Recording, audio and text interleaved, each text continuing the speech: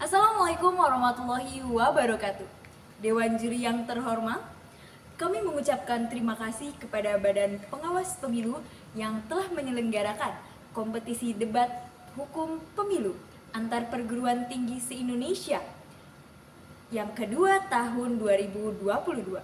Perkenalkan, kami perwakilan dari mahasiswa Fakultas Hukum Universitas Nahdlatul Ulama Cirebon.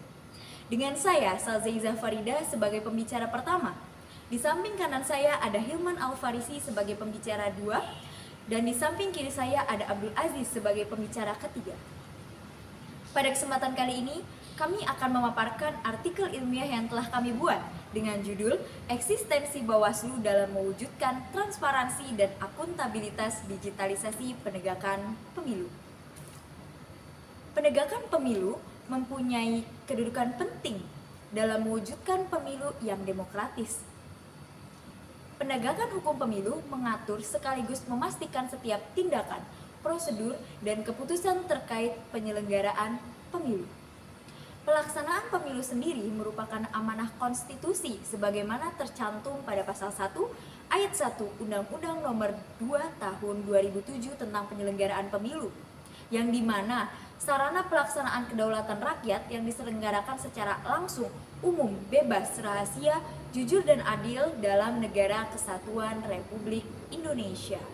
Keberadaan Bawaslu beserta jajaran di bawahnya sampai pengawas TPS dalam pemilu diatur secara eksplisit dalam Undang-Undang Nomor 7 Tahun 2017 sebagai lembaga penyelenggara pemilu yang mengawasi penyelenggaraan pemilu di seluruh wilayah negara kesatuan Republik Indonesia. Dalam melakukan pengawasan pemilu, Bawaslu bertugas antara lain melakukan pencegahan dan penindakan terhadap pelanggaran pemilu dan sengketa proses pemilu dengan turunan tugas antara lain.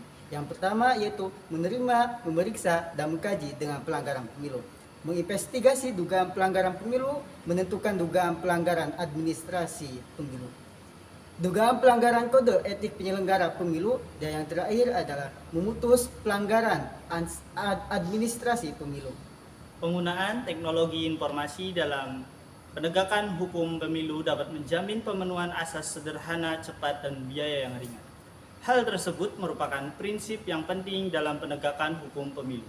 Sebagai lembaga penegak hukum pemilu, sudah seharusnya Bawaslu mengikuti perkembangan zaman dengan mengedepankan mekanisme pelayanan administrasi dan penegakan hukum pemilu yang efektif dan efisien secara digitalisasi. Mekanisme penegakan hukum mulai dari laporan sampai dengan penyampaian keputusan. Saat ini, pemilihan umum sudah memanfaatkan adanya teknologi digitalisasi dalam setiap tahapan pemilihan. KPU sebagai pelaksana pemilu kemudian mengkaji setiap tahapan-tahapan dalam kegiatan pemilihan. Kemudian KPU Republik Indonesia membuat transparan hasil perhitungan suara, sistem informasi data pemilih, sistem informasi pencalonan, sistem informasi logistik, dan sistem rekap elektronik. Hal yang harus dilakukan Bawaslu saat ini yaitu dengan mengembangkan sistem dan proses penegakan hukum pemilu dalam bentuk digitalisasi. Meski demikian, dengan berbagai kemudahan dan efisiensi yang ditawarkan oleh teknologi, penggunaannya masih sering menjadi kontradiksi, khususnya dalam hal kredibilitas hasil pemilu. Dengan ini, kami berada di pihak kontra terhadap mosi tersebut.